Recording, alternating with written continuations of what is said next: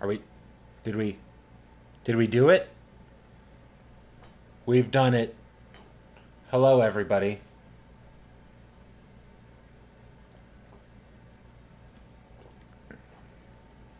I'm drinking this 10-calorie Monster Rehab with the mark of the beast right here. One claw for each 6. Do you see it? I don't have the monster hat. I'm a computer teacher at a school, and I think the other day I had 2 like 4th graders that both had monster like hoodies or pullover sweatshirts on. So, it's the end times. What else would it be other than the end times? You can't prove it's not the end times. So, what are we going to do? What are we going to do about the end times? I say we play Planescape Torment. Alright? I gotta find my headphones. They're in this desk somewhere. I'm gonna put them on. And then we're gonna get tormented. Okay? Alright? Do you want to get tormented with me? Because I would like to get tormented with me.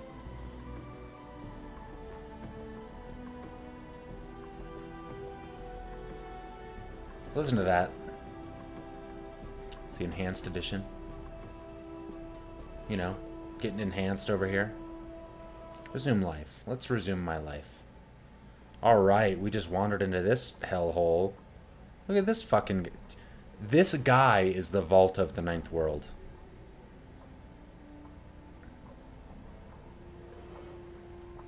A strangely shaped container with secure bindings sealing it. What could be in it?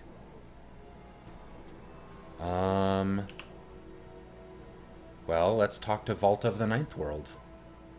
Okay. Apparently we just run around behind. Welcome to the Vaults of the Ninth World. How may I serve you on this fine day, Sigillian? I've not been called a Sigillian before. What is this place? The Vaults of the Ninth World is pleased to serve as a warehouse for the lower ward and all the sentience of Sigil. Our motto is, when one world just isn't big enough. We provide storage space for those that have little to spare. Our prices are competitive, our service exemplary, and our courtesy to customers is known throughout the plains.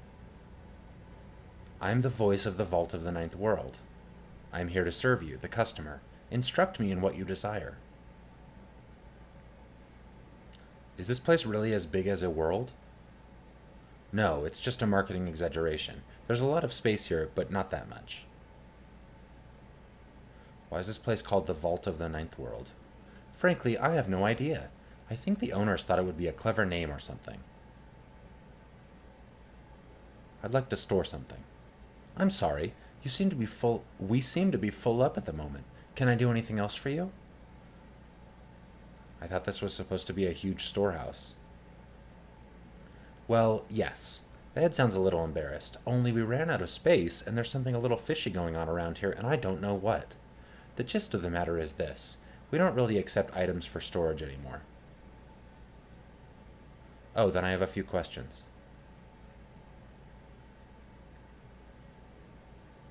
I'd like to claim something. And what was it you're looking for exactly?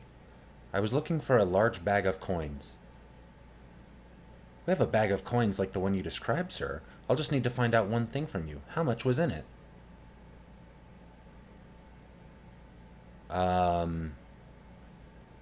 2,112 coins. I'm sorry, sir. This must not be your bag of wealth. Can I get you something else?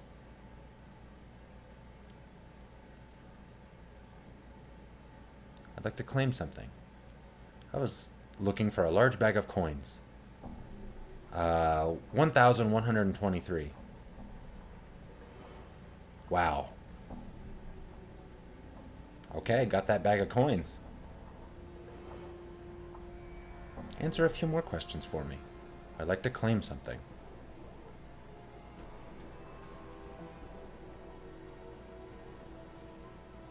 Yes.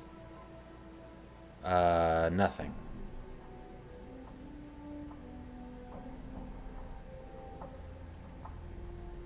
That was weird. What a weird thing. Alright, how about we talk to these named people?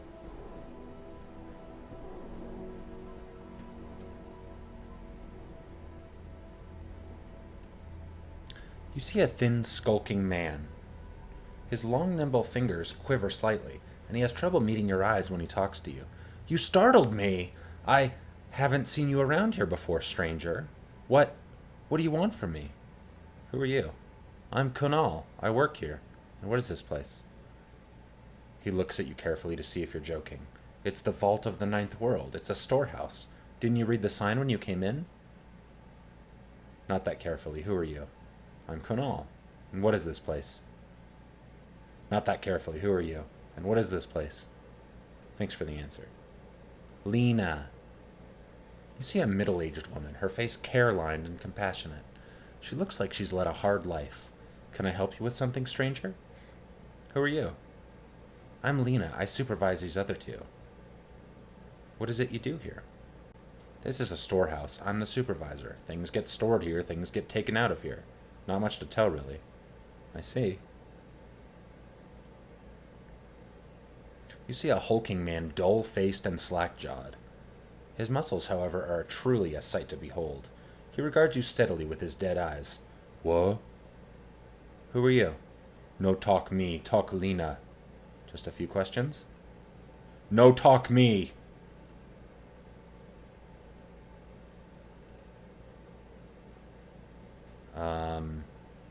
Okay, bye. Weird. Very sturdy stock. Alright, guys, let's find the fucking door and get the hell out. One person's able to get out, we all are able to get out.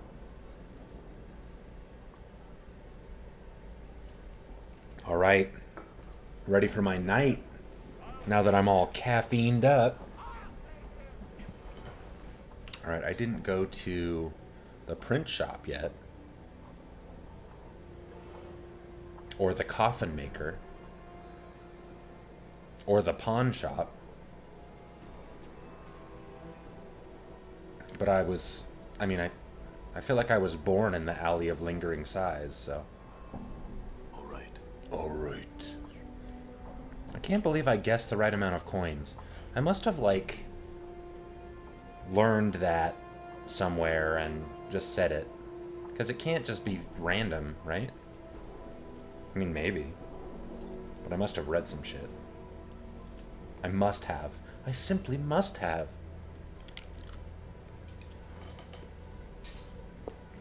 Alright.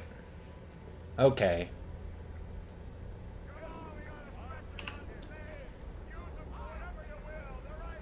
Printing shop. Uh-oh. Got a message for you to run. Here, take it. And these coins. I'll be back with your receipt. Have to remember to... Scritch, scritch. Scritch, scritch.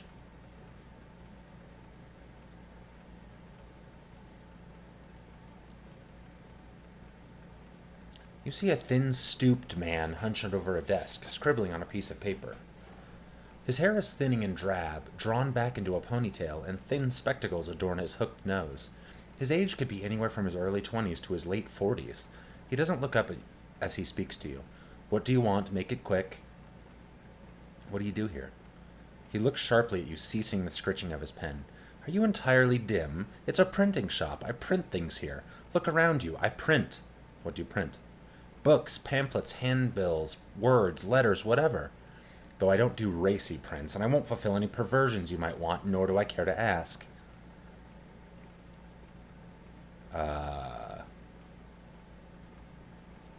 Do they have to do with work? Why can't I say yes? Then you're wasting your time and mine. Good day. Don't you ignore me. You find yourself outside That's incredible. I'm gone. Got a printing wizard. Alright, we got some sort of drawbridge-like contraption. Oh, here's a dead guy that I killed. He just had a shitty rusty dagger, so I don't want it.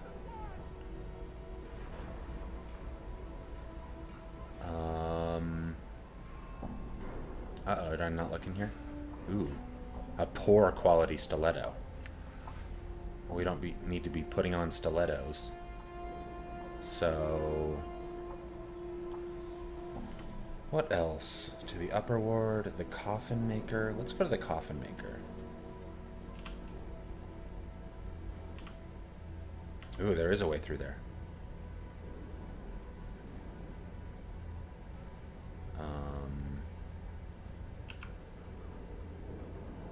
Alright. Sometimes these entries are hard to ascertain. Dimtree? Hamrus? You're the best friend a man could ever have, Dimtree.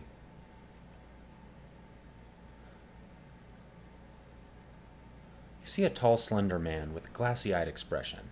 He seems engrossed in some tale that the shopkeeper is relating. Occasionally he nods his head, but makes no comments of his own. Greetings.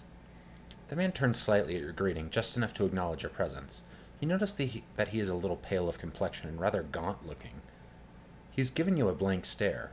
The shopkeeper does not seem to notice any of this and continues with his stream of useless prattle. Are you all right?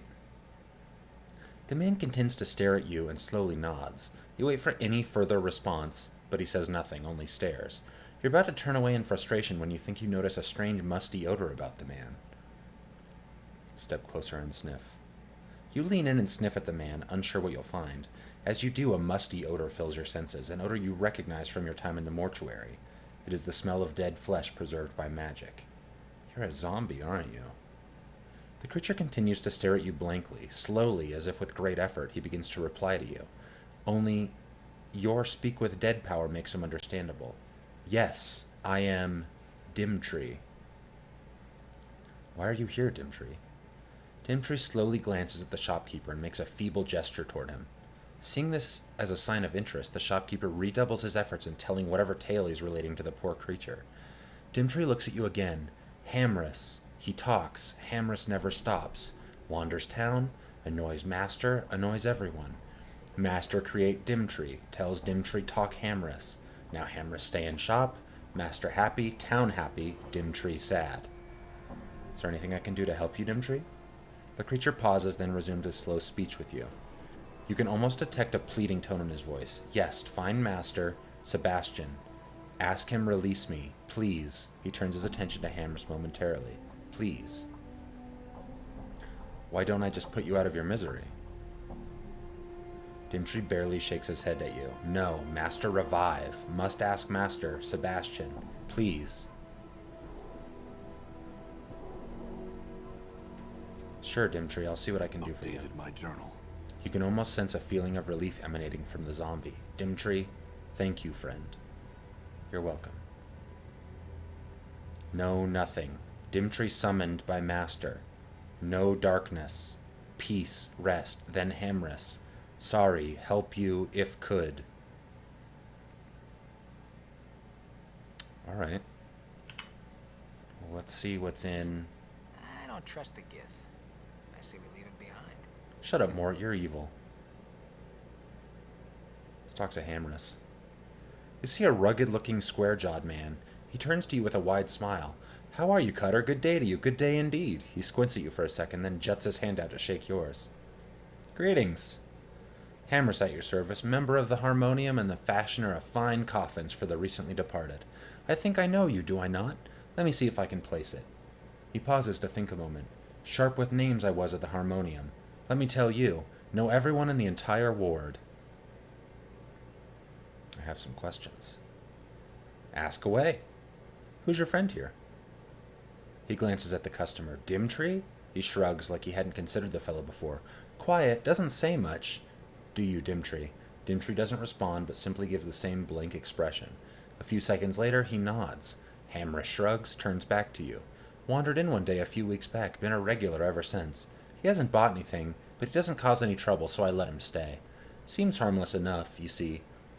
You see, when I was serving the harmonium, part of our work was to take people under our wing, give them a little shelter from the chaos of the streets, get them spruced up. You do know that he's a zombie, don't you? He frowns, glances at Dimtree, then back at you. What nonsense are you rattling on about? Dimtree's no zombie. Sure, he may be quiet and doesn't move much, but it's just because he's a good listener. Look, Dimtree's a zombie. Zombies can feel, right? Hamris looks at you in shock. What in the harmonium's names are you?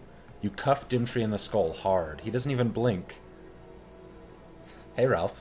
Just punching fucking Dimtree over here.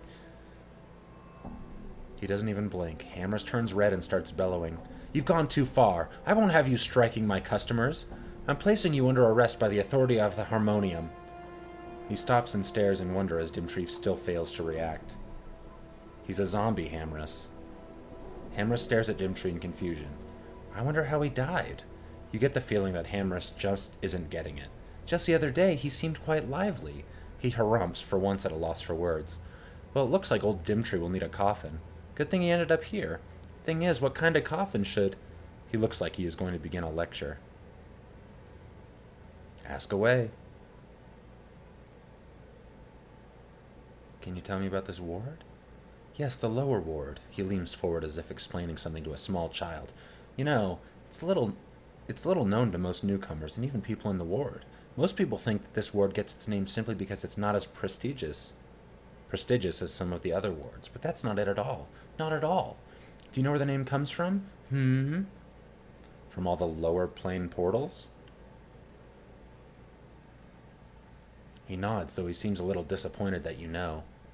Yes, indeed. These portals to the lower planes are actually the reason for the smog in the skies here. He glances upwards as if imagining a sky above your heads. But I'm sure you're already aware of the conditions that plague this ward. No, tell me about it. It's because of the portals to the lower planes. They are the reason behind all the smog that fills the area, belching out noxious gases and all. Fortunately, winds from the spire help to blow away the worst of the mists, but it can bring others in the ward with much weaker constitutions down and fill them full of sickness. Shakes his head sadly. What? It just says shakes his head sadly?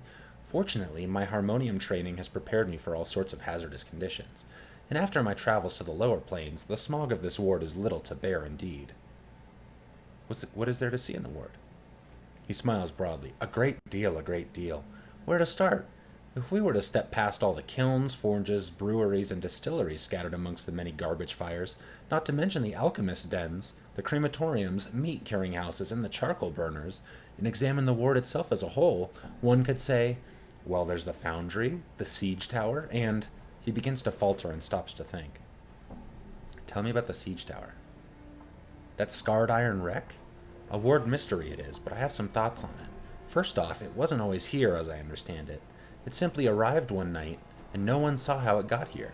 Now, you've seen the outside of it. It's seen battle, and it looks like battles that most people could not imagine.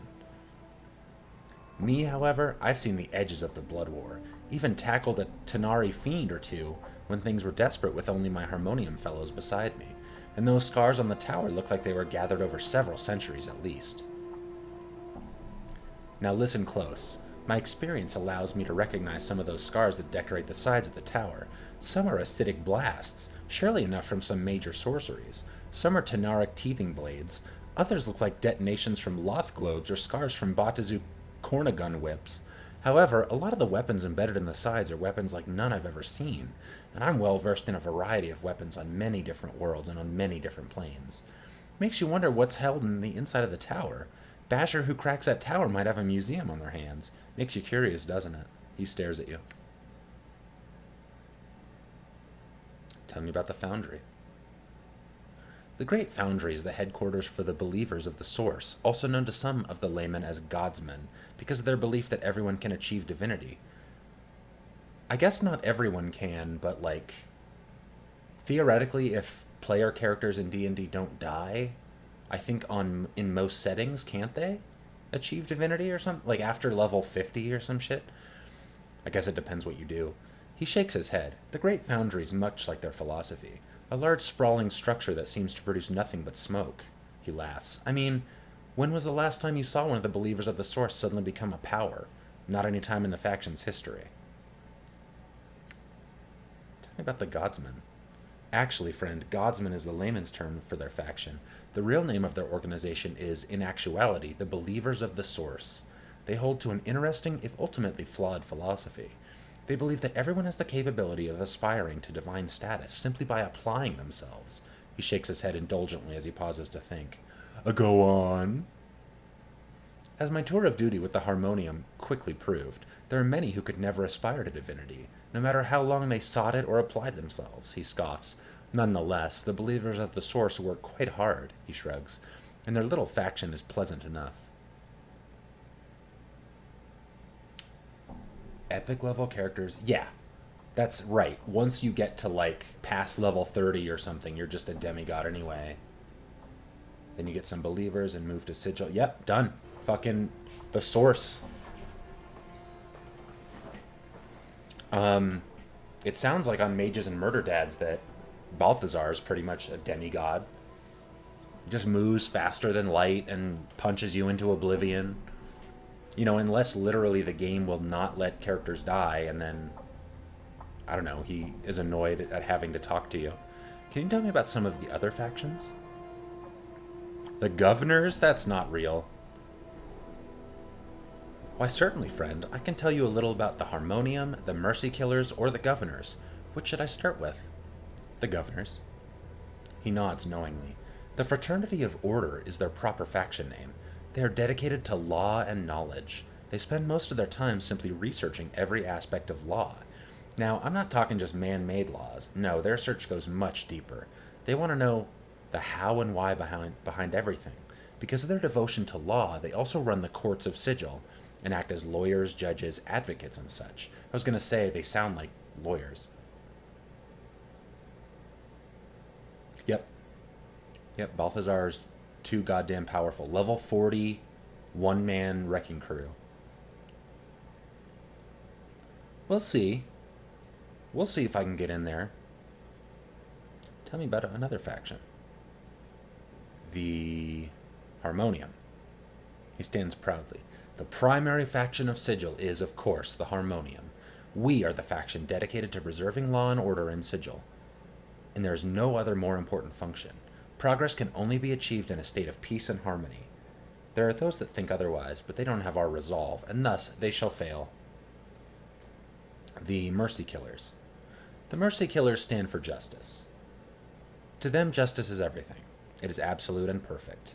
They dedicate their lives to dispensing justice, but it must be done correctly according to the law. They firmly believe that by imposing justice on the multiverse, it can be cleansed of evil and made perfect. Man, all of these factions sound a little like too devoted to a concept. Like, justice can't be perfect, right? Like, I don't know, maybe it can, but like, goddamn. I have some questions. What can you tell me about the city of Sigil? Sigil, he lets out a long breath. Sigil is the city at the center of all things, or so many believe. It is the city of doors. There are literally thousands of portals here. It is the home to the Lady of Pain herself. He shrugs. Sigil is a topic that can fill volumes and volumes of volumes. So like an index? Indices? Tell me about the Lady of Pain. The Lady of Pain, Hammer's leads in and drops his voice slightly. One of the multiverse's greatest mysteries. Everyone will agree. I think she's proved beyond doubt shadow that females are the most dangerous creatures in the multiverse. What the fuck?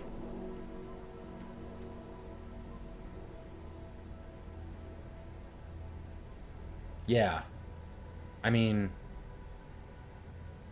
it's like the problem with the judges in Judge Dredd. You know, like, to just have judge cops out there, you know, deciding what's just willy-nilly and killing motherfuckers seems a little, I don't know, too much. Not that any court's justice system is perfect either. Like, I don't know. Some say she's a goddess, a power that's made Sigil her home. Truth is, she breaks the laws of every power I've encountered. Powers need worshippers, gives them their power. But the lady doesn't like to be worshipped. People who do end up in her shadow, their flesh torn apart by invisible blades. That's dark. Now, I've seen some horrible things in my life. Things that would make another man's knees go weak and make him lose control of his vitals. Doesn't even compare to seeing one of the lady's victims. Interesting. Next is, she don't take to people who try and play God in Sigil. See, you may not know this, but first off, no powers can enter Sigil. Not Zeus, not Ra, no one. That's... him mentioning Zeus and Ra is interesting to me. Are they like canonical, like Forgotten Realms or Dragonlance gods? Or I'm sure they were in D&D at some point. You know, just like, I don't know if either of them are in, but like in Final Fantasy or something, you know, they're probably summons or something. Can't get in, not a one, and that twists their stems like you wouldn't believe. Sigil's such a sweet fruit that anyone would want to pluck, that the other powers are always looking for some way into Sigil. They haven't succeeded. Yep, never rip off Chuck Wepner. That's my motto. Well, it goes beyond that. Not only does the lady keep them out, she keeps anybody inside the city from harming it. Certainly she has help from our faction, the Harmonium, since we like order. But every once in a while, a foolish basher takes it into their head to start fighting on the streets of the city. Maybe decide to kill a few Dabas. Oh, is that the plural for Dabas? I was saying Dabases. Oh, like Earth? Like our world is in the... Interesting. And start casting mass destruction spells. Not a good thing. Makes the lady upset. Doesn't like to see her city hurt. She'll kill you, or maze you, for doing such. You rat basher. But being a rat... Well, I guess you are kind of a monster if you're a rat basher. I want to see... Maze you? I want to hear his answer. You haven't heard of the mazes? He looks at you condescendingly. You are green. The lady's got extra-dimensional prisons she can place special offenders in. You see, she takes the little bits of Sigil, shapes them into mazes, then cuts them off from Sigil. You'll be walking home one night or be stepping through an archway near your home. Then suddenly everything changes. You won't be in the place you remember. You'll be trapped.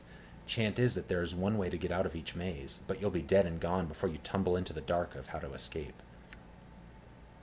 Later, dude. I'm gone. Alright, let's see what's in. Cool. I'll just take that. And what's in this coffin? Alright, that's mine. And,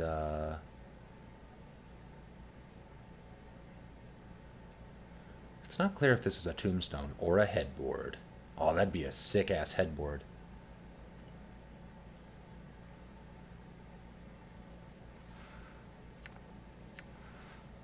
Can I just take all this guy's shit? That's also a headboard down there.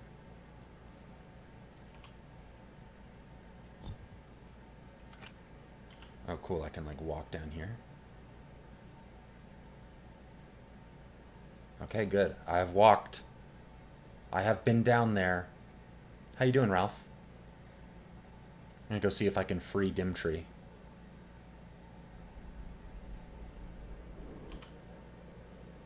We went to a wrecked house, we went to the marketplace. I haven't been to the pawn shop. And I want to talk to Lenny again. Yo, Lenny. To what do I owe this pleasure? I just need to ask you a few questions. No, I don't answer questions. I'm gone. Damn it. I need a reason to talk to him. Not too bad. Yeah, I've just been, you know, going to work again and...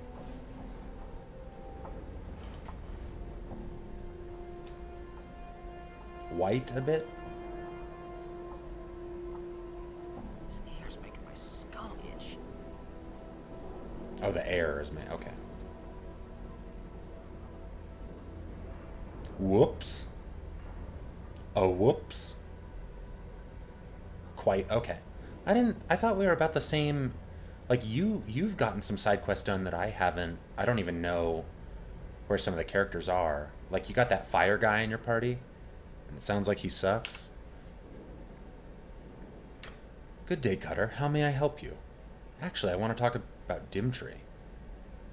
What about Dimtree, Cutter? He wants to be released from his curse. He gives you a surprised look and then waves you off. I find that hard to believe, Cutter. Dimtree doesn't have the mental power to desire anything. Did that idiot Hamris put you up to this? Think about it, Sebastian. Hamris doesn't know Dimtree's a zombie, let alone who created him, right? He sighs and seems to be deep in thought. Yes, you're right, of course. Hamris could not have sent you. I guess poor Dimtree is more aware than I intended. A pox on me for my stupidity. Okay. The Modron Maze? Is that something the Lady of Pain can put you in? I'm really excited to get mazed at some point, though I know I'm not supposed to be. So will you release him? He looks at you for a moment with conflicting emotions crossing his face. He sighs and throws up his arms in exasperation. I cannot, sorry. He gives you a pleading look. I want to, mind you, but I cannot. I fulfilled the contract by creating Dimtree, and I cannot break it, right or wrong. I'm a man of my word. My reputation demands it. Okay, mazes are fun. And hopefully I can get into the Modron Maze. That's awesome. Okay, Modron is Nordum backwards. And I think Nordum is the guy voiced by someone you mentioned last time. Nordum Whittlesticks or something. I understand your dilemma and agree with you. Could I release him instead? Yes, that's right.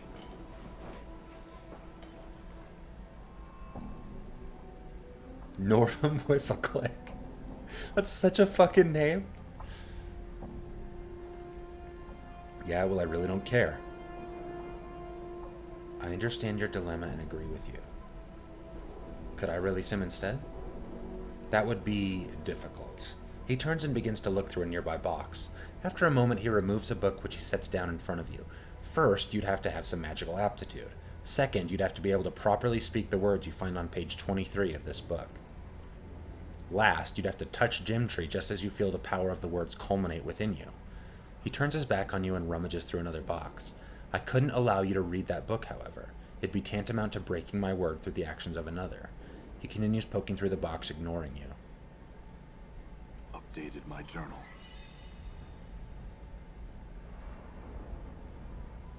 Wait.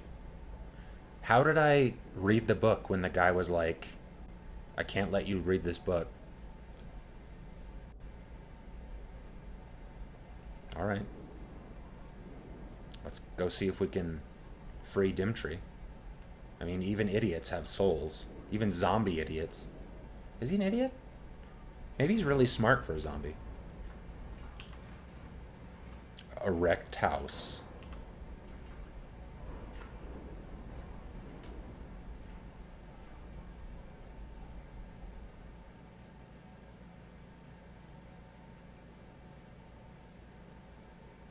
Dimtree turns to face you slightly as you approach. It is. And actually, he's not, but I can only hear him because I have the power of dead talk or whatever the fuck it's called. I can't believe you're so influenced by zombie stereotypes. He's one of the more well-spoken zombies I've spoken to, let's say. Yes, Dimtree, I know how to release you now. Dimtree turns to face you and gestures toward you. Please, friend. Sebastian didn't teach me. I, stole a read on his book. You pause to gather your thoughts and then carefully speaks the words Sebastian taught you. You then reach out and touch Dimtree lightly on the forehead. Rest well, Dimtree. With a sigh, the zombie collapses at your feet. You think you hear a fleeting, thank you, friend, as he falls to the ground.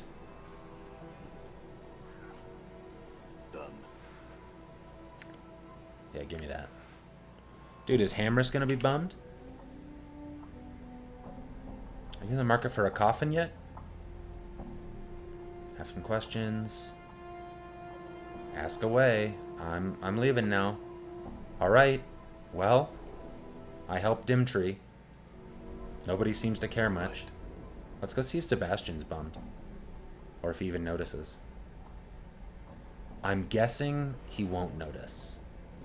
I don't know, maybe I'll get walked up to 20 hours from now and I'll be like, what the fuck?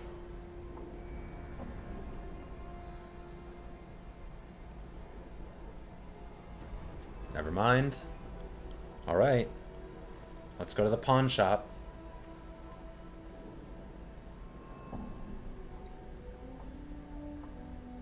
Where's the pawn shop? I think it's here. Oh, it's like on the... Alright, let's go this way.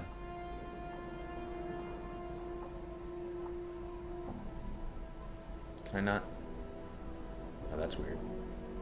Okay.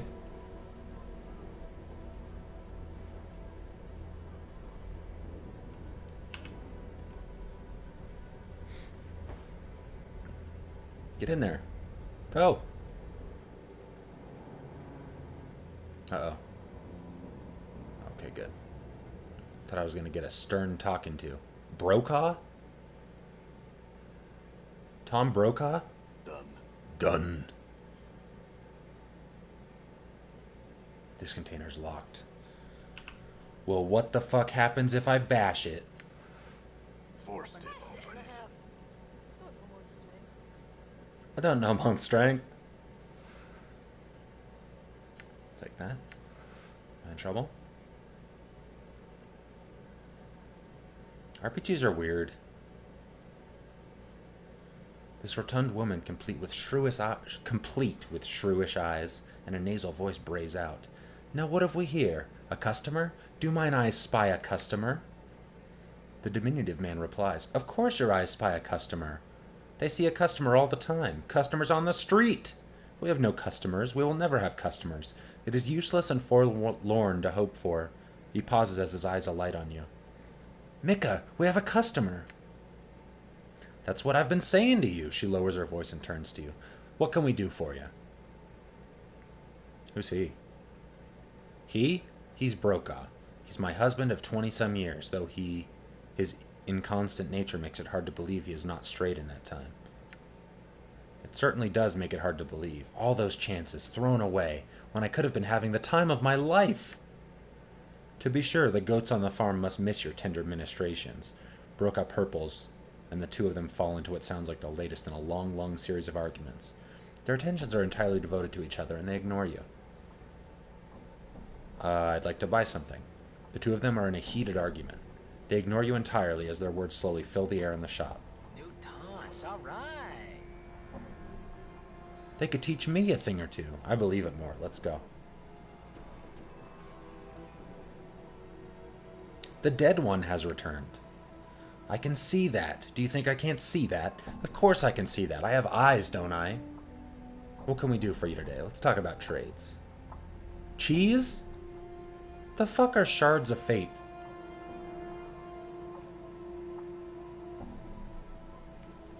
Litany is great, and it doesn't cost anything either. I wonder who can equip these. Breaks after first use? Jesus.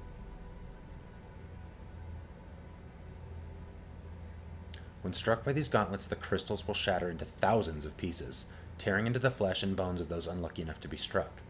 Although heavy metal plates protect the user's hands, there remains a slight chance that some of the shards may strike the user. Yikes. I don't know. It seems like it's just rolling the dice on fucking somebody up. Glass eye?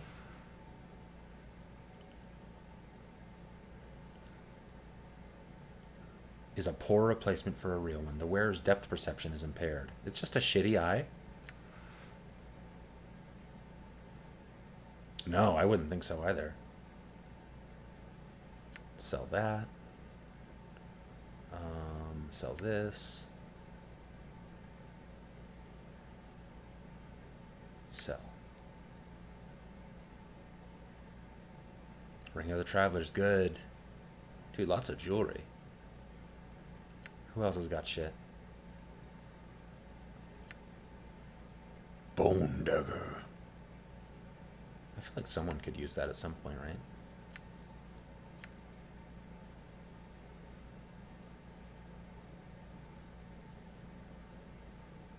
Dustman Embalming Charm.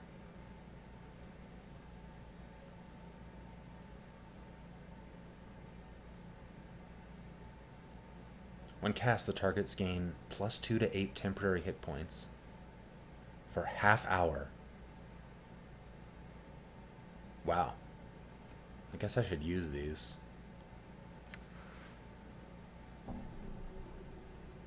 Oh, I can't move them right now. I don't know. I don't think I need anything identified. You know, it wouldn't kill you to say a few words to me feebly. Or hug me. Or kiss me. Shut up, Mort. Listen, Brokaw.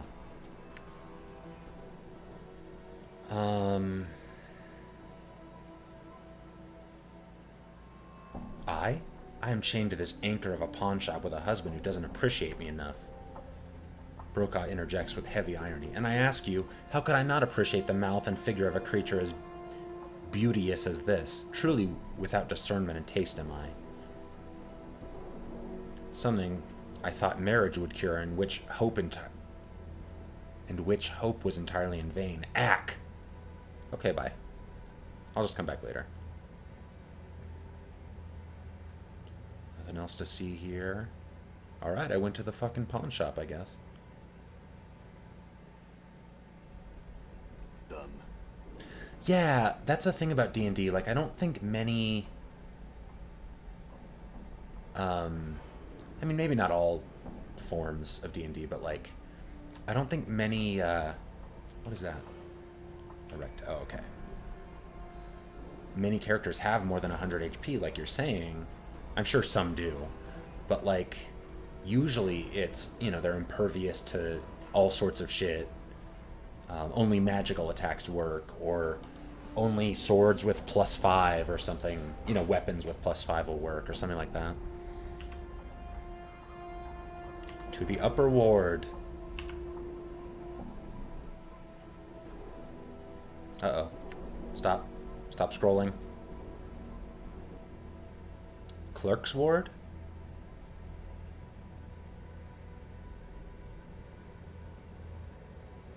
Yeah. It's a different, like, different style, right? But I think it works for D&D, especially for these games, right? The Hive also. Alley of Dangerous Angles.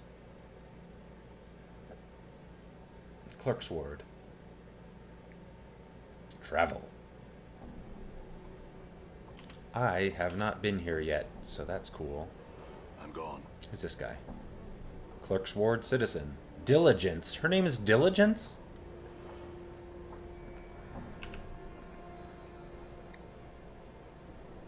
This older, stern-looking woman is clearly on her way somewhere. When she notices your approach, she studies you with a disapproving, tight-lipped frown. Greetings. The woman nods curtly, speaking in a tone cold as ice. Yes, what is it? And watch your words, for I am Diligence, 4th Magistrate of the Ward. You're who? Diligence simply stares at you, a faintly disgusted look upon her face. I had some questions? I am no tout, sir, who entertains the questions of passers-by for a handful of coins. Find someone else to answer your questions. I have important government business to attend to. Yes, definitely. Yeah, that makes sense. Like, even if you're magical, you still, you know, like, whatever the equivalent of 100 HP of damage would still take you out if it could hit you properly, you know? But you'd have defenses set up so that it couldn't. Does that make sense? That sounds right to me.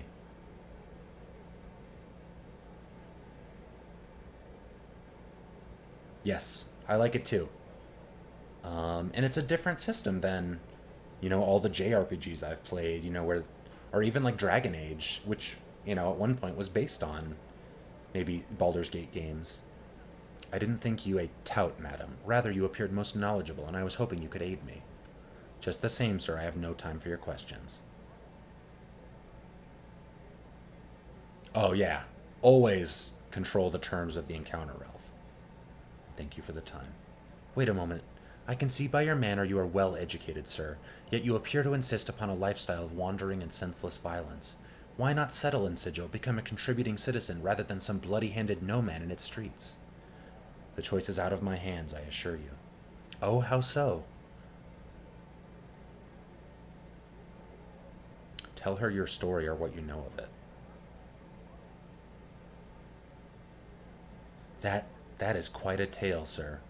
Were it only a tale, madam, it is my life, and I have the scars to prove it, as you noted when we first met, I believe. Clerk's Ward does seem awesome. Yeah, 80 million HP is just like, alright. And the max you can do is 10,000, right? Or like 4 nines. Yes, quite so. You had begun to wonder if she was even capable of such a thing. I wish you luck, sir, in your undertakings. May you find yourself once more. Thanks. I did have some questions.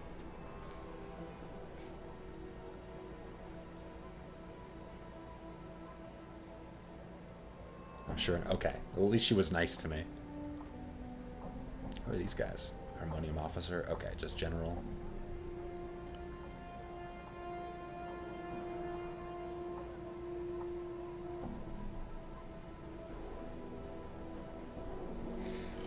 Yeah, I mean, that's... I don't know, that's JRPGs. That's even The Witcher, right, at some points. Sorry about the nose stuff. I just realized there was like a flake on there or something and I had to get it. Sorry. What are we looking at? Alright, let's wander around. There goes diligence. Matter of course? Hell yeah, Ralph. Hell yeah, it is. This giant of a man wears an equally immense suit of ornate red armor. He regards you cautiously but without fear as you approach him. Greetings. A booming voice echoes from within his great helm. Greetings, citizen. I am Matter of Course, bodyguard to Diligence, 4th magistrate of the ward. You must excuse me, for my duties lie at her side. Farewell. Okay, bye.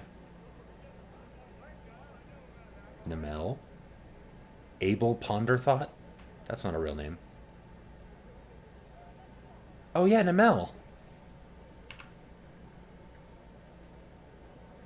This tall, slender woman, sipping wine from a small ceramic cup, appears to be looking for someone. Her facial features are elegantly exotic, and the woman's ears, though partially covered by her long hair, can be seen to come to sharp points. Greetings. The woman turns to face you, violet eyes flashing, like flawless chips of amethyst. I had to check if it was violet for sure instead of violent.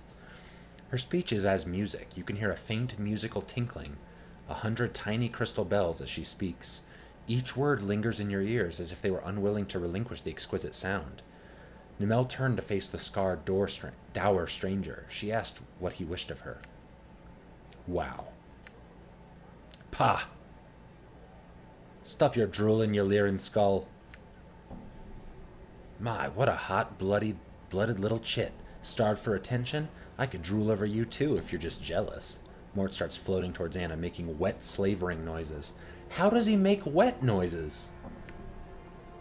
Get a hair's breadth closer, Skull, and I'll see to it that not one of your chattering teeth lies within 100 paces of another.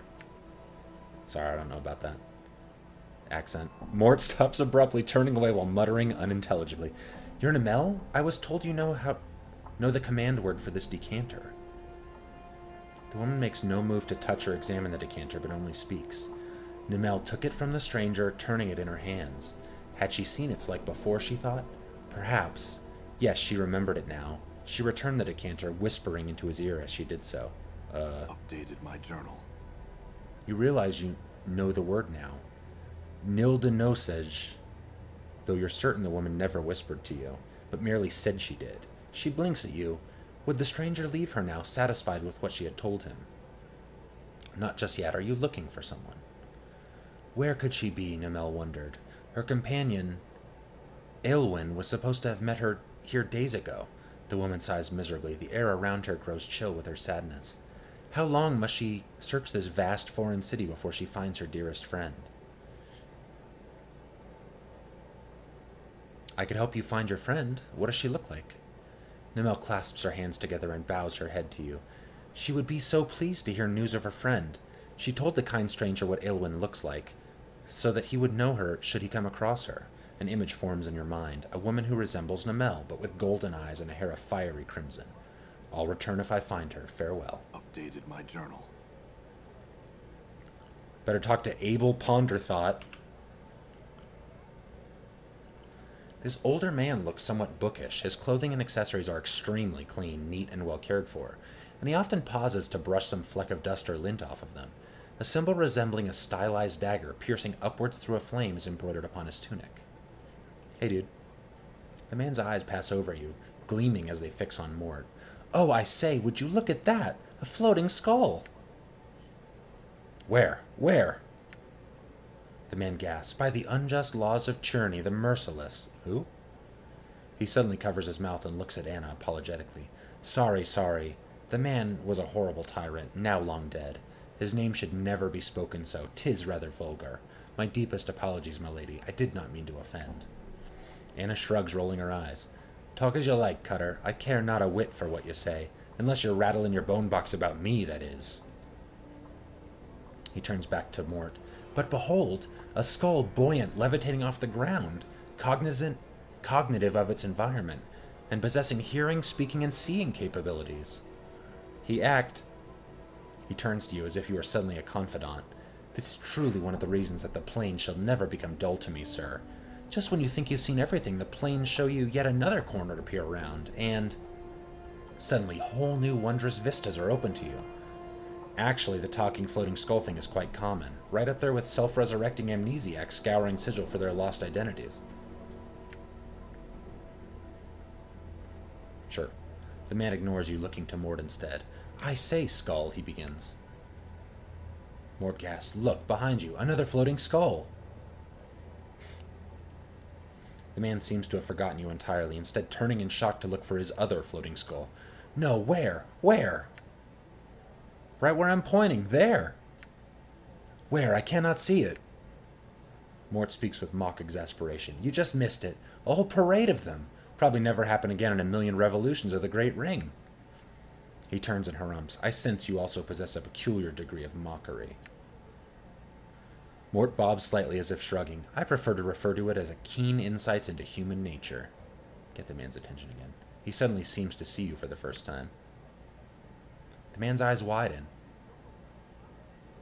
By the unjust laws of tyranny, He catches himself looking apologetic. I say, are you all right? You look hurt. I'm all right. It hurts to look at him, it does. Very amusing, Anna. I had some questions, sir.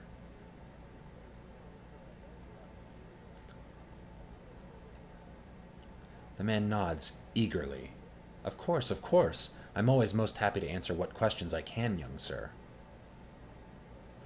What do you know of Ravel Puzzlewell? Ravel, if she truly existed, and there's little to prove that she did, was a night hag, one of the inhabitants of the Grey Waste, one of the lower plains, and believed by some to be the worst of the lower plains. As the legend goes, Ravel was mazed several centuries ago. She was believed of being a mistress of many strange magics, and apparently her presence in Sigil constituted a threat to the lady. I'm afraid that I know little about her.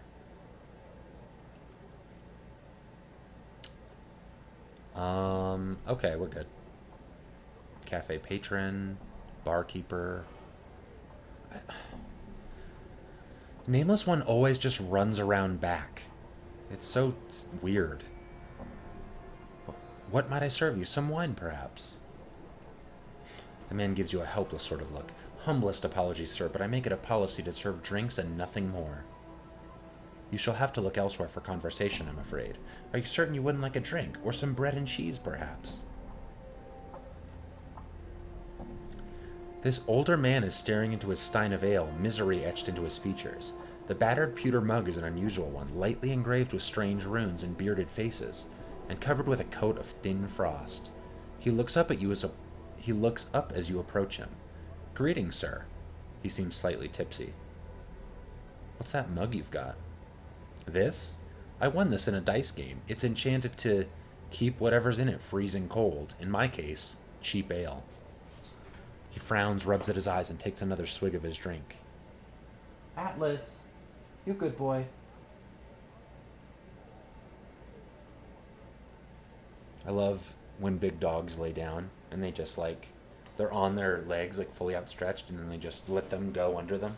Just sort of fall down onto whatever soft thing they're on top of. Is something wrong? He sighs, belches into his hand, and nods as he takes another pull of ale. Aye, something's wrong, all right. I've gone and lost my apprenticeship. Well hungover I was, and botched my mentor's last experiment. All for this damned drink. He sneers at the mug in his hand, but in seconds his expression softens and he takes another swig. Ruins everything it does, this damnable drinking of mine. Why don't you stop drinking, then? Updated my journal. He shrugs and sighs miserably. I simply cannot. I want to, but I cannot. I just need to drink. I try and stay away, but desire eventually overcomes me, and I cannot resist. Such a wreck I've become. He throws back the last of his ale and calls for more.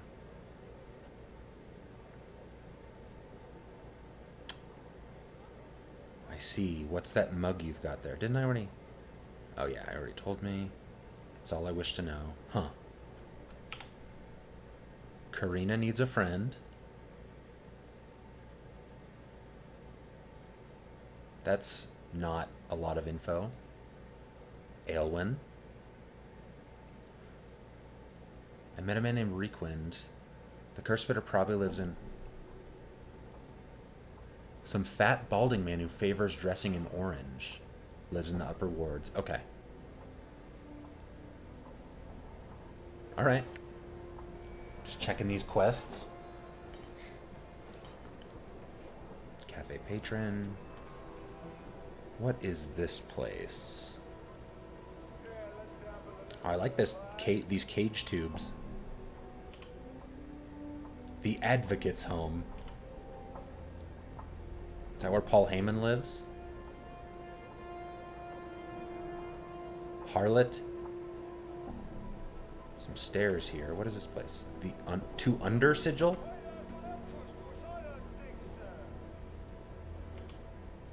What is this fucking thing?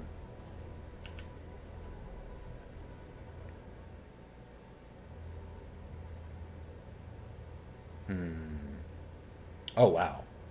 Well, I imagine I better have a quest to go in there first. Here, let's open this one. Nothing? Oh, here's that dude. Boot Shiner. Oh, wow.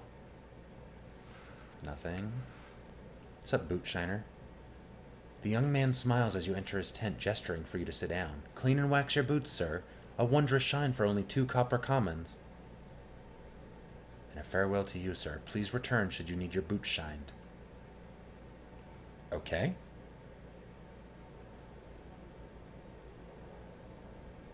I guess let's go in the Advocate's home. All right.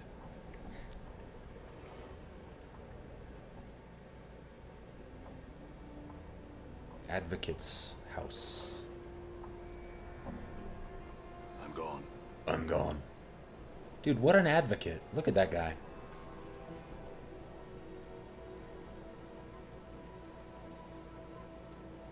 This is a solid crystal tank with several fish frozen inside.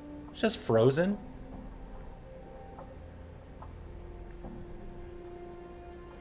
It's a nice little table. Hang on, dude. I'm exploring your house. I like these big old bookcases.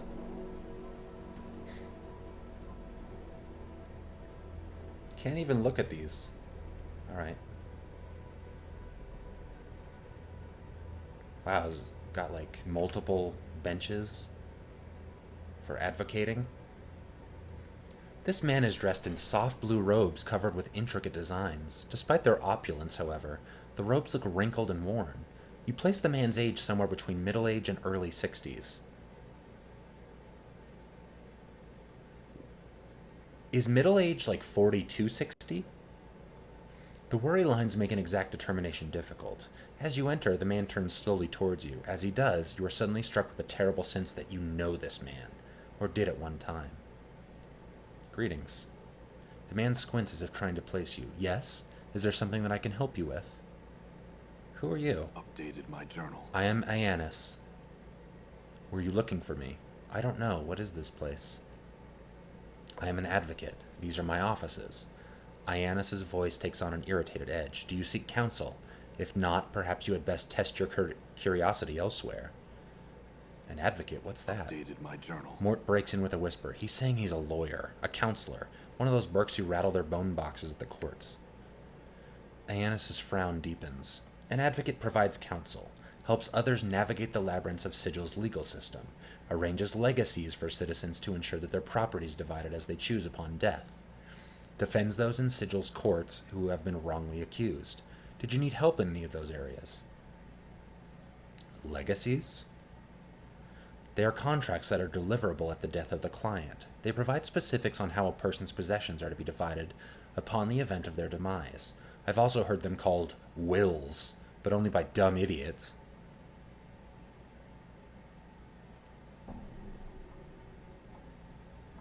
Excuse me for asking, but are you all right? You must excuse me. As of late, I've been beset by troubles. I'm afraid it has been a rather trying time these past few years. Anything I could help with? No. There's little that can be done. Nevertheless, I appreciate your offer. Thank you. Perhaps talking about your troubles will help ease your mind. I do not wish to burden you. I lost my daughter not long ago. There was also the fire, but that is another matter. Tell me about your daughter. Instantly, Aenis seems to collapse into himself. Yes, his businesslike facade drains from his face to be replaced with cold despair. My daughter, Dianara, passed away some time ago. She had become a ghost. Tell me about her. What was she like? Dianara? She was young. She'd recently joined the Society of Sensation, the Sensates. Not an unpleasant faction, but she had also met someone there. She followed him on a journey, and there she died. Her bod... I was not even able to recover her body.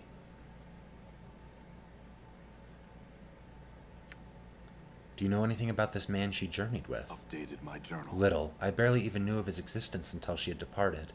By then, it was too late to have known him.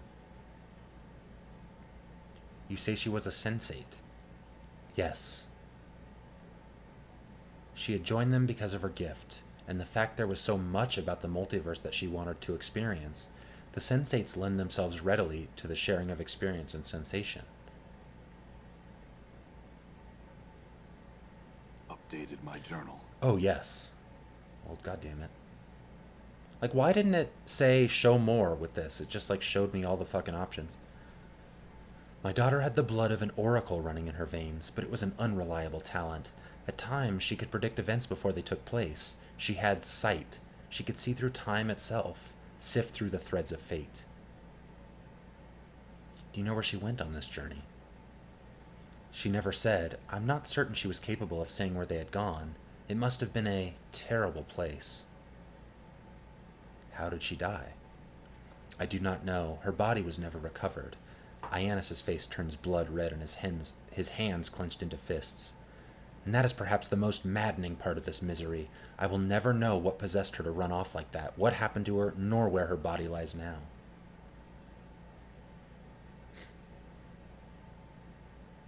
Forgive me for asking, but how do you know she's dead if you never saw the body? It is most curious. I went to the Dustmen to see if they had found her body, and they directed me to one of their faction outside the Dustman Monument, a Dustman named Death of Names, I believe. He said to be an oracle of sorts concerning those who have died. He told me my daughter had died. I see. Tell me about this fire. There's nothing much to say about the matter. It was a strange, localized fire. I cannot imagine what would have been precious in the documents that were burned, but someone must have wanted them destroyed. Any luck in locating the person responsible? No, neither the Harmonium nor the Mercy Killers have had any fortune in locating the person responsible. Can you tell me what was burned? A number of old legacies were burned, and some mementos and other keepsakes of value only to me.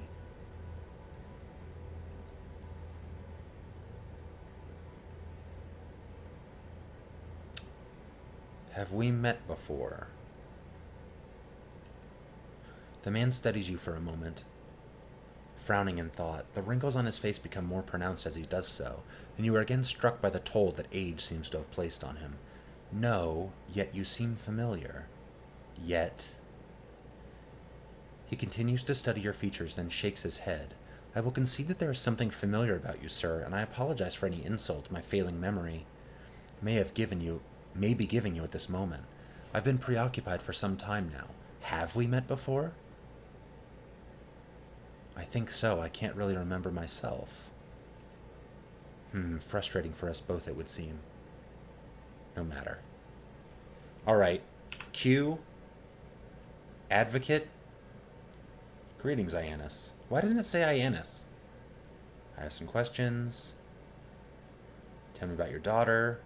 I saw a woman by that name interred in the mortuary memorial hall. She'd become a ghost and claimed that she knew me. What? What did you just say?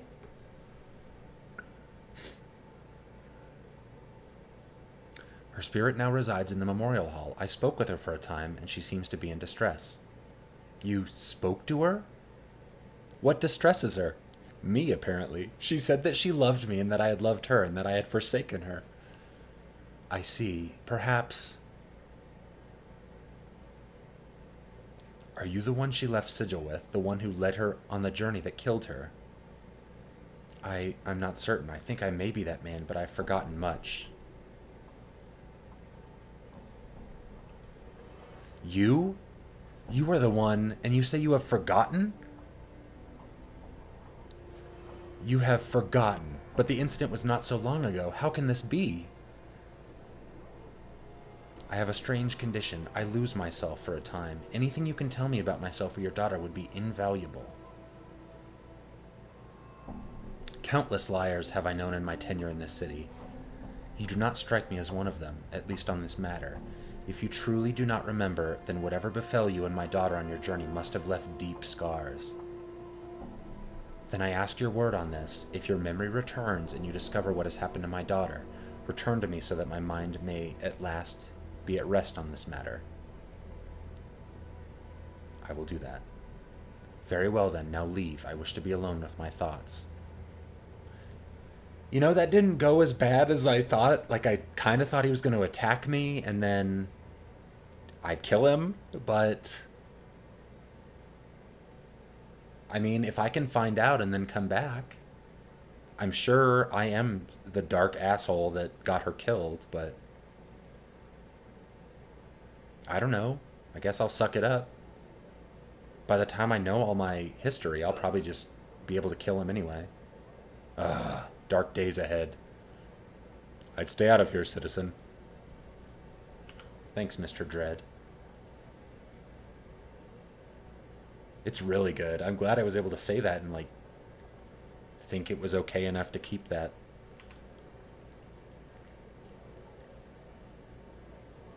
Clerk's Ward Citizen.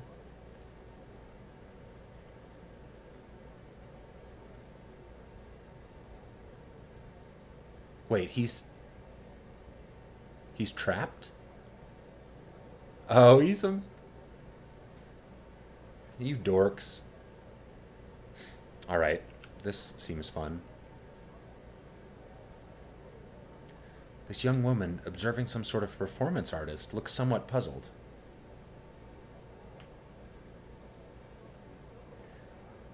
Did you know for sure that you were the one that burned up his office?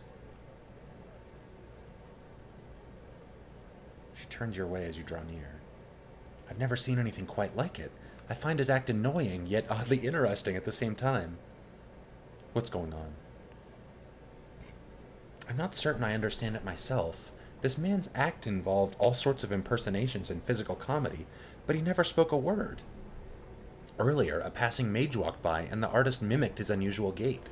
The mage, angered, cursed him. I think the man can no longer speak, and seems trapped in the same invisible box he earlier pretended to be confined within. He's quite panicked at first, but seems to have calmed himself and continues with his act. Oh, fuck. Oh, you just said, I think I probably did. Man, is this game about, like, reckoning with the other lives you've led and then forgotten. Uh-oh. Some thugs. Oh, Thug Boss? Thug Boss is good nuktats. This man's face has been painted white, a pair of arched eyebrows have been penciled onto his brow, and red powder has been used to make small circles on his cheeks and accentuate his lips. He says something, but you can't hear him. His hands are pressed up against what looks to be an invisible wall. What? I can't hear you. He bangs his head, sighs soundly, and shrugs. He then steps back a bit, waves farewell to you, and begins to pantomime various actions, pulling on a rope, walking downstairs, and so on. You reach out to touch the man, but your hand is stayed by some unseen force. The performance artist appears to be trapped in some sort of invisible box or cage. Yeah. Like, no matter how good you are now, you weren't always good. Which is like some real life shit, right? Listen, Thug Boss. While certainly well armed and large enough to be dangerous, seems awfully clean for a typical street tough. Street tough? He's carrying a massive axe in one hand and a steel box in the other. As you near him, he puffs up and scowls at you. What are you looking at, sod? Pike off before I've to scrag ya. Scrag? What in the 9 planes of Bator are you talking about? You idiot. Scrags, nagged, nipped, yanked by the hardheads, you clueless, addle-coved Burke. Oh, for sure. You and I both, Ralph, have probably done some fucked up shit. Said some fucked up shit, but probably done it too. Like when I tried to sell robot alchemic drive to you for way too much money. You do seem a little well-groomed for a thug. Stop shaking your bone box, Leatherhead. This is my territory, and you'll be leaving it quick if you don't want... No, I know. Well, you didn't. Did you? No, you did pay it. You were just bummed. If you don't want my bloods to tear you apart. Anna snickers, shaking her head. Rattle, you sod. Rattling your bone box it is. I'd so like to see how long you'd last dropped, smack in the middle of the hive, acting as you are. Come on, let's be off. No use wasting our time with this wee-stemmed basher would-be. His face flushes angrily as he gnashes his teeth in frustration. Yeah, I need to check that game out. I don't think I ever played it. I was just like, this game sounds cool. Might as well add it to my library of games that I've heard are good. You've pike and asked for it. Get him, Bloods. Come on, dude. You don't want to... You probably don't want to fuck with me. Holy shit. Don't let it end like this. Don't let it. That is very weird. Yeah, I'm out. Don't need to talk to you, sir. Look at these big boy stairs. Finham the Linguist's home? Why are they chilling outside some linguist's house? Sweet smell of sensates and gum. Yeah, I know. It's so silly.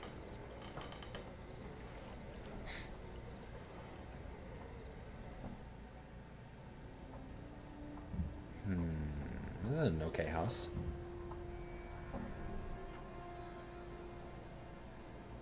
Yes. Yeah. Where is that book?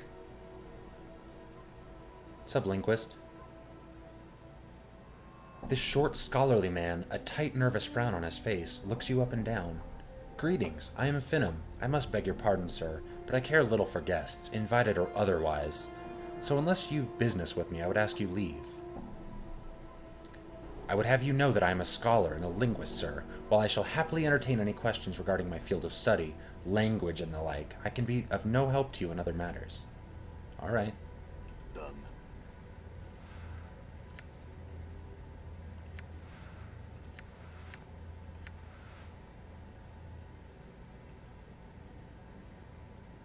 Well, it's not about to be locked for too fucking long. Forced it. Just everybody punches it. Come on.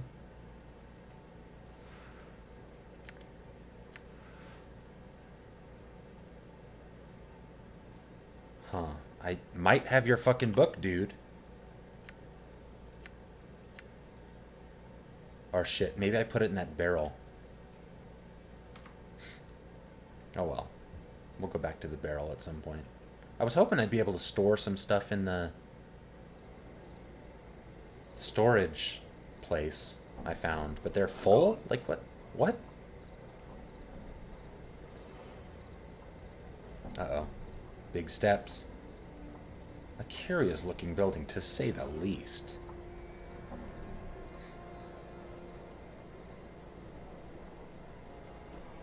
Uh-oh. What is this? What is this curious tent?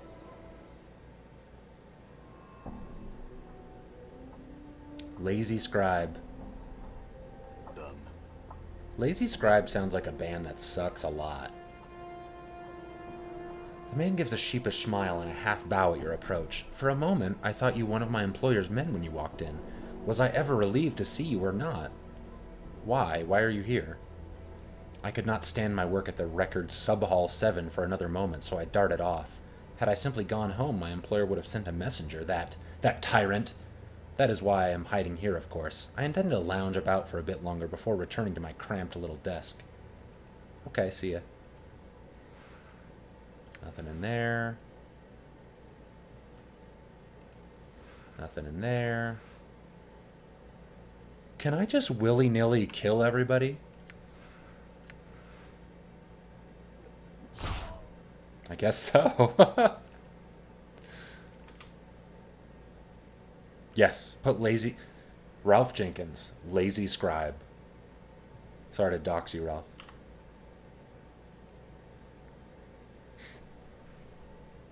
I'm gone. I'm gone.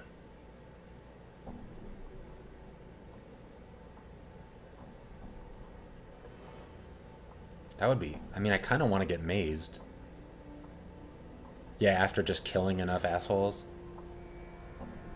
I do want to know what's up these stairs, but I'm a little nervous to just walk up them myself. Sometimes, though... The Curiosity Shop. Okay. That sounds like a place in Tahoe. Standish? I don't trust the Gith. I say we leave it behind. Mort, you can't just keep saying that. It's just rude. He's right fucking there. Just because he knows things. This downtrodden little man scurries about the Curiosity Shop, dusting, cataloging, and moving things about for the place's proprietress. Proprietress. You notice he smells faintly of onions. Solid thing to note. He glances up at you nervously as you approach him. Please, sir, I cannot speak with you. I've work to do and my mistress simply won't allow it. I'm sorry, sir, but I can't. Please leave me be before my mistress notices me talking to you. The little man nods. Yes, Mistress Verishchika. I am Standish, her servant, her slave. I committed a crime and was sentenced to slavery, then purchased in the lower ward like many of her slaves, most of whom she keeps at her manor. Now please, I beg of you, leave me be or she'll be angered and beat me unmercifully.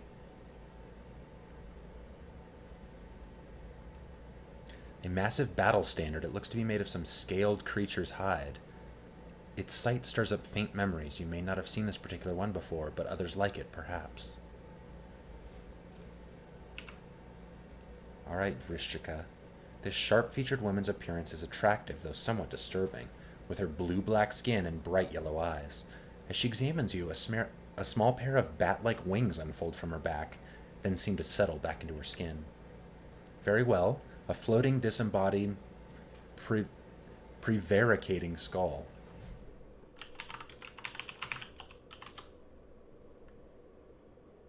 Speak or act in an evasive way. Okay. Alright. That's a word. She narrows her eyes. You're the scarred man who's been going around asking all the questions. She looks you up and down. You sure look lost. Did you want to come in, really, or are you just casing the place because you have nothing better to do? Because Verishchika can help you. How can you help me? I travel and trade extensively. I hear a great deal, I purchase a great deal, and I own a great deal. Perhaps I can make you a great deal. Is there anything that you desire? Perhaps. What are you selling? Would you care to examine the weapons and charms, or some of my more exotic acquisitions? The exotic items. Farishika smiles as you look at the various shelves in the middle of the shop. If you see nothing you like here, there are more items towards the front and the back of the store as well. Examine the fiend's tongue. You examine what appears to be a tongue floating in a jar of brine. Farishika frowns at it. This is a fiend's tongue, a Cornigon's, I think, but who really knows? It's said that, placed into the mouth of any living thing, it will give the ability of speech, even if there was none before. I'm selling this oddity for only 66 copper, should you want it. Okay. The Gorgon Salve. You examine a bottle labeled as Gorgon Salve. Vrishchika holds it up for you. I traded for this with some sword-slinging prime worlder. Perseus, I think, was his name. Smeared onto the surface of any being turned to stone, it will revert them to flesh. Only 100 copper commons, a bargain considering how handy it might come in should you ever find a friend of yours transmuted to rock. Metallic cube figurine. You examine a small metal replica of a cube-like creature with huge eyes on one of its faces.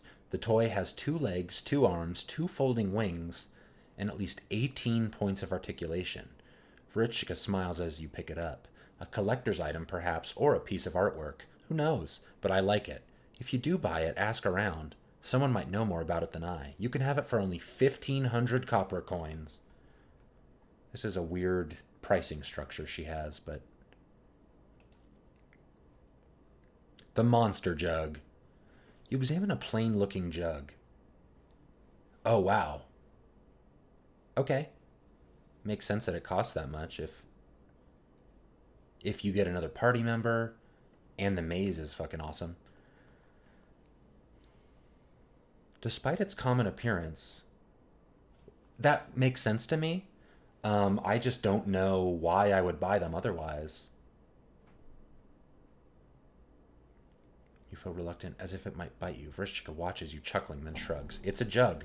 It's got some sort of monster trapped in it. That's why your hair's prickling up like that. If you'd like it, it's only 123 copper. Yeah, right. I'd like to do that maze. I'd like to get a full party first, and maybe higher level. Is there any level or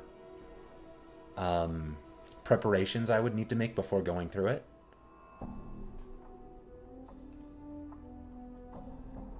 Look to the front of the store.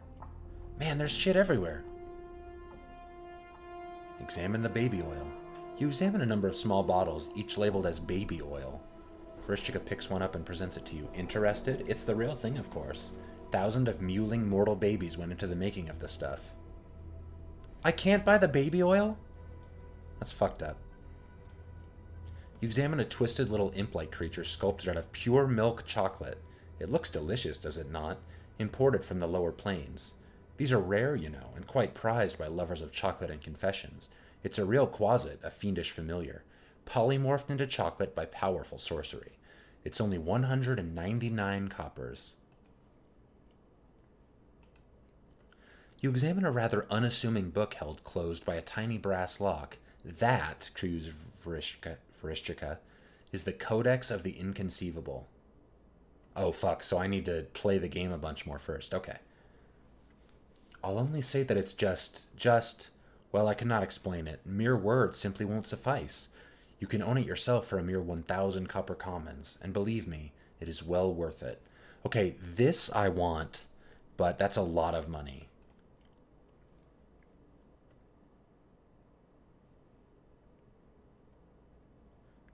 Deva's tears? Those were collected from a Deva who was captured during a blood war skirmish. The fiends tormented the imprisoned angel for aeons before he at last escaped. Oh. Like... does it get harder as you go down, or do you choose a difficulty? Or, like, avoid certain parts? Oh, okay. Yeah, I'll probably wait a bit then, because it is pretty expensive. 1500. The small bottle holds the 12 tears he shed in that time. Their price is but 100 copper commons. Oh, weird. Meta makes sense, though, for Planescape, right? I mean, it feels kind of meta that that one dude brought up Zeus and Ra. The Elixir of Horrific Separation. You examine a bottle labeled as Elixir of Horrific Separation. Varishchika presents it to you. This stuff was compounded by a scholar who'd found she possessed a darker half, a side of her which took control at times and bade her do awful things. This potion was to have split the darker half away from her, creating two separate beings. Mercy killers, however, found and executed her for a string of depraved murders before she could use it. I charge you only 200 copper commons for the elixir.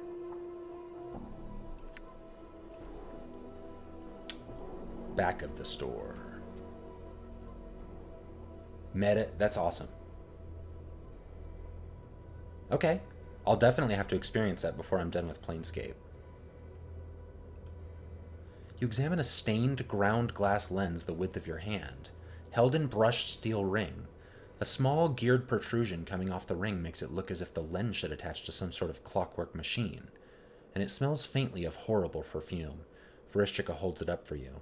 I've no idea what this really is, but it radiates fairly powerful magic. An old soldier named Gisus brought it up to me from the lower plains battlefield. He'd murdered his own men in order to escape his tour of duty there, and brought me a number of interesting items he collected over the course of the campaign. I've kept it mostly as a conversation piece, though you may have it for 149 copper coins if you'd like. I'm tempted to buy everything she has. Except the... What can't I buy? Like the baby oil? That sounds like a joke one of the devs put in. You examine a ring in a small padded case. This is Yevra's ring of almost invisibility. It makes its wearer invisible, well, almost. Huh. That sounds pretty good for Anna. Rune-covered Alestein. You examine a large pewter Alestein covered in strange runes. An ale mug of unusual manufacture which keeps its content, usually beer of course, icy cold, whatever the surrounding temperature. You'll enjoy the frostiest ale outside the paraplane of ice. Tattered ragdoll. The years have not been kind to this tiny ragdoll. It is coming apart at the seams, and it looks like its threads are unraveling.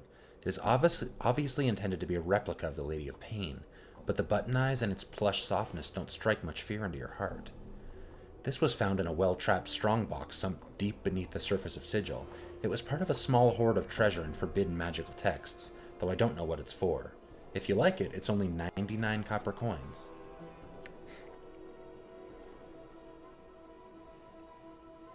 Alright, here's the real shit. Hammer of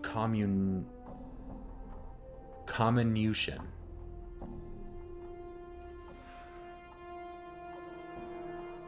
Research reveals that this is a formidable weapon indeed, far superior to a normal sledgehammer.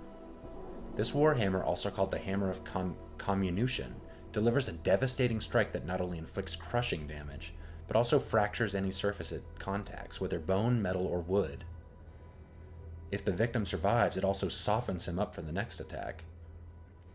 The Hammer of Comminution was used extensively by Enote, a Doomguard priest in 14 EU.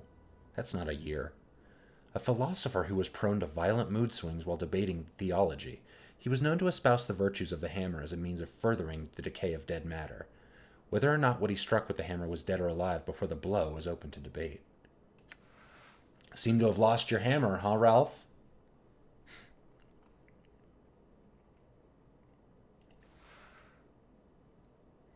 Entice the soul back. Huh. Teeth of the Fire Drake. Where's my goddamn hammer? These teeth look more like lumps of charred bones. I wonder if... Usable only by Mort. Oh, right, because Mort uses teeth. Immunity to fire? These seem useful.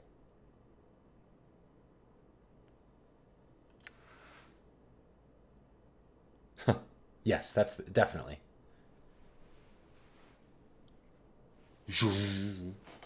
Damn it, where's that hammer gone? Angleless eye?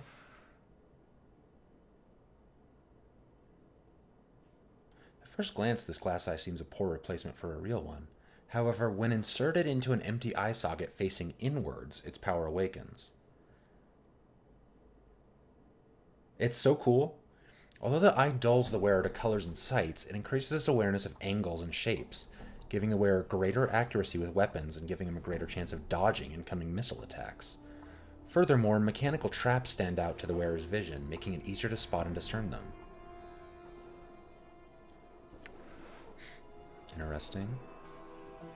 Lens of inherent viciousness. Only by Modrons.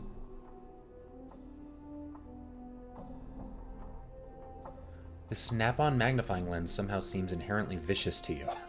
Why? I wonder why. You can't really explain why this is. You have a strange feeling it's looking at you sometimes, sizing you up.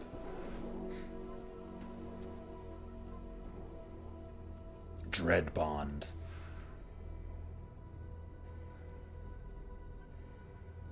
Immunity to panic. Legend has it that this bracelet was created by Nasik the Sadistic. Tiny razor-sharp spikes cover the entire surface of this item, injecting small amounts of rare reagents. Constant adrenaline rush of strength. Okay. Level 5 spell. Okay. Not usable for me yet. Seems good. So much cool shit in this place. Summons the Somian. Evil and neutral characters. This strange object is said to be the heart of the Fosterer. According to legend, the Fosterer was a sorcerer who built his empire upon the plain of Shale many centuries ago. He was rumored to have 3,333 hearts, and each of them carried in it a different evil he had committed in his lifetime. Atlas! Hey, no scratching, bud.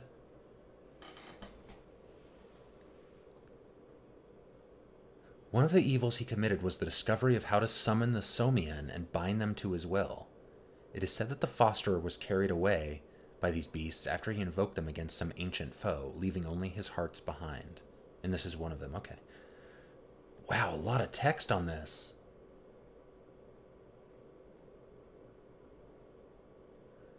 It is said that gripping the heart of the Somian and wishing harm upon another will cause them to appear.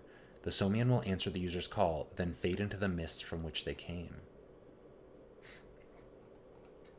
I am curious about this, but I am not evil enough. Trellans? That is. These ashes are all that remains of a school of illusionists called the Pabulum.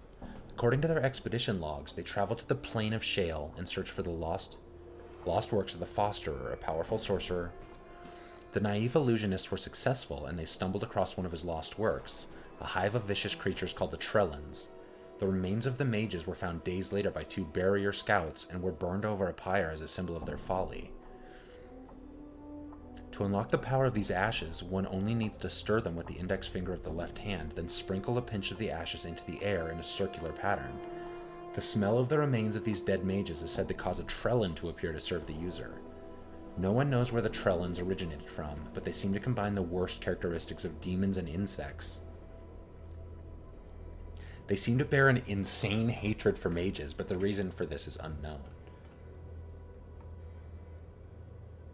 Is this usable once? It has a 1, so I'd imagine so. This is a living spider, not jewelry. Huh. Wow. If it says usable only by thieves, I don't know. Here, let's do a quick save. I'll sell this gold bracelet. Do I have 5,000? Good. All right, quick save. Had some questions. Let's see your merchandise, the regular stuff. All right, give me this. Done. Go over here.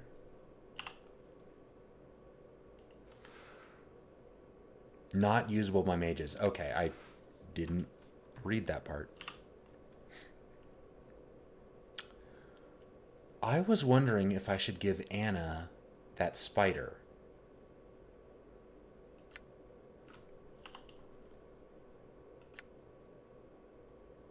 She doesn't have anything on her wrist. And I don't know. I don't know. I feel like my charisma and intelligence is what matters.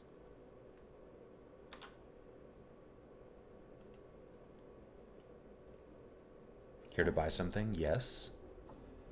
Weapons and charms.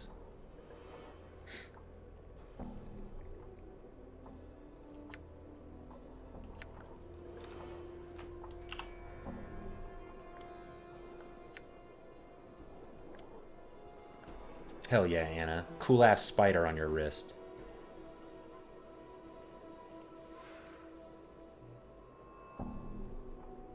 $10 hit points.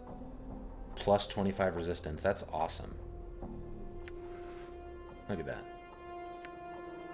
Okay, we bought something.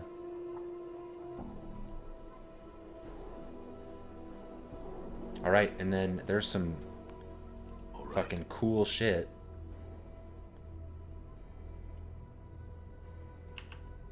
Here, so I'll probably be back once I learn what some of that shit is for, which maybe I just won't ever. Cafe patron. Clerk's ward citizen. Having a discussion, huh? Some harmonium dudes. Curiosity shop. The sweet smell of sensates and governors. Governors. The apothecary. Beautiful cloaks, let me have at him. What the fuck? Like shitty Arnold Schwarzenegger. Ooh, wow. Okay, yeah. It does seem more decoration. What is this place? Art and Curio Galleria. Let's go in here. Sounds more interesting than the apothecary. Done.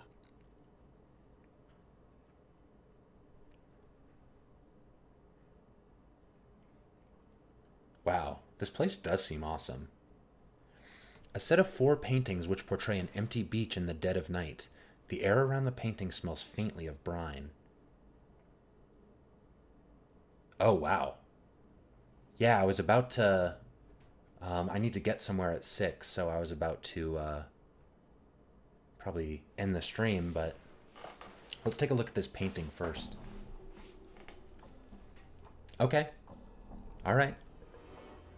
I'm always interested in what the devs intended, if not believing that to be, you know, the way you have to play a game, right? Like the interactivity of a game, the ways you can break them is part of it, part of the fun.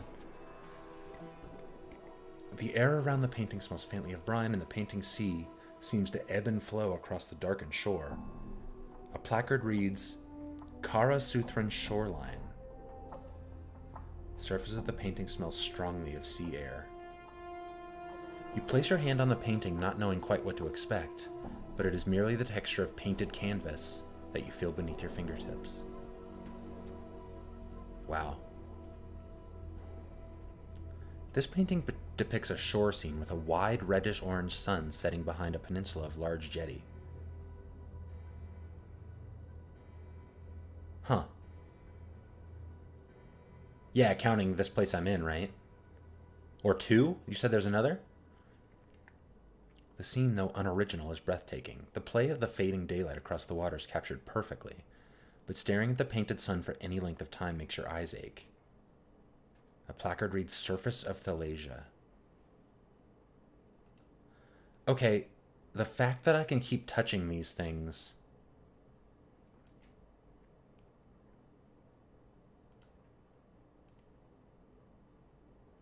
Several shards of black crystal or ice swirl within the freezing wind that this ornate pedestal gives forth. An art gallery? It's like an art galleria? Swirl within the freezing wind that this ornate pedestal gives forth. Each shard looks razor sharp. Touching or grabbing one could be perilous. A placard on the pedestal reads, Dark Birds of Ocanthus.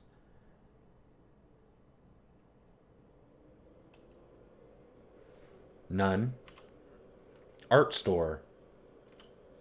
I mean, I guess there are some, like, museums that you could touch everything, but you're an asshole if you do, right? Alright, quick save. I don't know. Am I dead enough that it doesn't matter? Am I just an asshole? Grab one. As you reach out to grab one of the whirling shards, your fingers enter the icy wind that rises from the pedestal. Instantly, a coat of numbing frost forms around them, causing you to momentarily draw back. Place your hand back in and grab one. You thrust your hand into the frigid, numbing wind. Unbeknownst to you, your entire hand freezes solid as you wrap it around one of the dark birds. As another of the black shards spins into your fist, your hand breaks off at the wrist with a sharp crack and goes clattering across the Galleria floor. Pick your hand up and stick it back on, quick. You pick up the frost-covered fist and thrust it onto your bleeding stump, noticing that the dark bird you grabbed has already melted away to nothing. It looks like you'll have to catch it in something that will keep it cold. Eventually, warmth and feeling returns to your hand as your tissues thaw and regenerate. I wonder if I could use the mug? That seems a little too obvious, but... weird. Alright, I am going to do a save right here, and we will explore the rest of this place later, Saturday.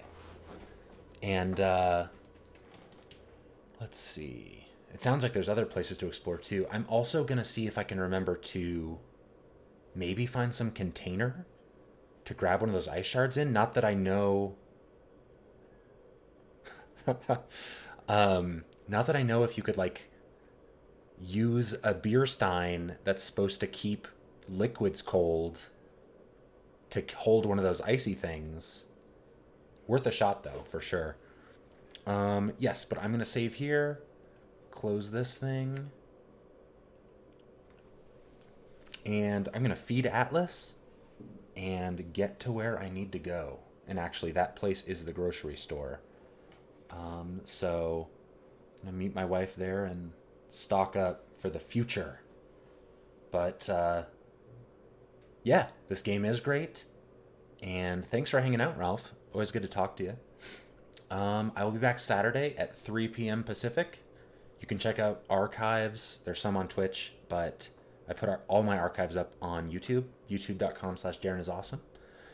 And I look forward to seeing any and everybody Saturday. Thanks for hanging out, everybody. Bye, Ralph. Bye, everybody else. Say bye, Atlas. Say bye. God damn it. Can't take him anywhere.